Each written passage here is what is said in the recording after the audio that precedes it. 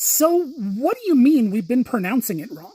Now, if there's anything that'll start an argument faster than a debate about which oil to use in an antique flathead Ford, it is definitely how to pronounce this particular company's name. In fact, people will pull out lawn chairs and some rather colorful language to defend their particular stance on the issue. But as much as I hate to admit it, technically, both of you are right, for different reasons. So today, we're going to talk about how this company's name was originally meant to be pronounced, and how the public just decided one day that the company was pronouncing it wrong. What? Now, this entire thing started in 1908, when John North Willis purchased the Overland Automotive division of the Standard Wheels Company. In 1912, he renamed the company Willis Overland. And from there, he was pretty much off to the races.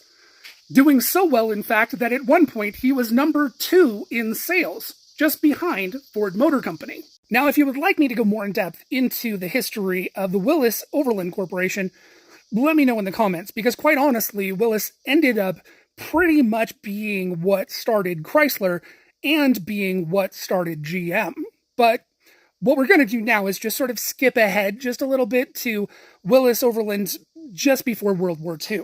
And that's important because those that tend to pronounce the name of the company Willys start to become right. So we all know that by 1941, Willis had become one of 2 companies to design the MB series of Jeeps originally designed by Bantam.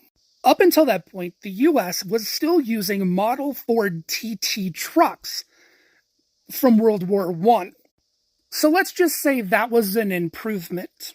So from 1941 to 1945, the U.S. troops absolutely fell in love with the Jeep, and most of them had only seen the name written down. They hadn't seen a newsreel in a movie theater or walked into a Willis Overland dealership and heard it pronounced by anybody from the company. So that's when the troops affectionately started pronouncing the name Willys. After World War II, the company actually pushed quite hard in their marketing to try and reclaim their Willis name.